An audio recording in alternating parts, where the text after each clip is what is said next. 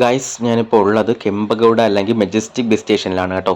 അപ്പോൾ ഞാൻ platform number 21 BMTCയിൽ ഒരു ബസ്സിൽ കയറിയിട്ടുണ്ട്. അതായത് ബാംഗ്ലൂർ മെട്രോപൊളിറ്റൻ ട്രാൻസ്പോർട്ട് കോർപ്പറേഷനാണ് BMTC എന്ന് പറയുന്നത്.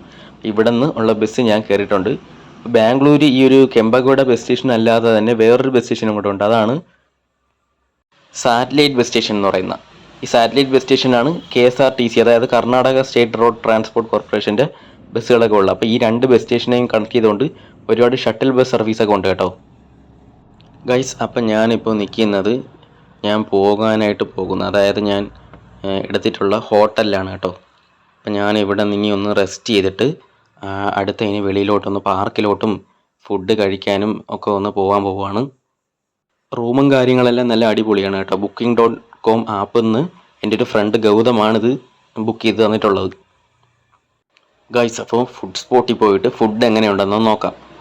ഞാൻ ഓർഡർ ചെയ്തത് മസാല ദോശയാണ് കേട്ടോ. അപ്പോൾ ഇവിടുത്തെ മസാല ദോശ എന്ന് പറഞ്ഞു കഴിഞ്ഞാൽ ഞാൻ രണ്ട് കടയിൽ കയറി, രണ്ട് കടയിലും ഈ മുളക് പൊടി ഇങ്ങനെ സെപ്പറേറ്റ് ചെയ്ത് കിടക്കുന്നതായിട്ടാണ് എനിക്ക് തോന്നിയത് ഗൈസ്. ഇപ്പം ഞാൻ നിൽക്കുന്നത് ചെറിയൊരു പാർക്കിലാണ്. ഇതൊരു ചെറിയൊരു ഓപ്പൺ ജിമ്മായിട്ടുള്ള ചെറിയൊരു പാർക്കാണ്.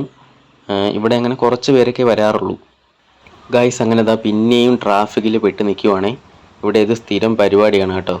അതായത് ഇന്ത്യയിൽ തന്നെ 3 സ്ഥലങ്ങളാണ് വലിയ ട്രാഫിക്കായിട്ടുള്ളത്. ഫസ്റ്റ് ഇപ്പോൾ കൽക്കട്ടയും, സെക്കൻഡ് ബാംഗ്ലൂരും, തേർഡ് പൂനെയുമാണുള്ളത് കേട്ടോ.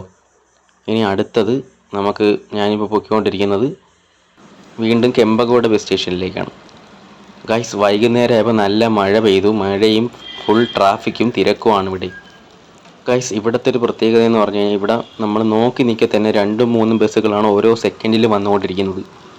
നമുക്കിവിടെ ബസ് കണ്ടുപിടിക്കണമെന്നുണ്ടെങ്കിൽ കുറച്ച് പാടാണ്. പുതിയതായിട്ട് വരുന്ന ആൾക്കാർക്ക് കുറച്ച് പാടായിട്ടാണ് എനിക്ക് തോന്നിയത്. എന്തായാലും നല്ല രസമുണ്ട്.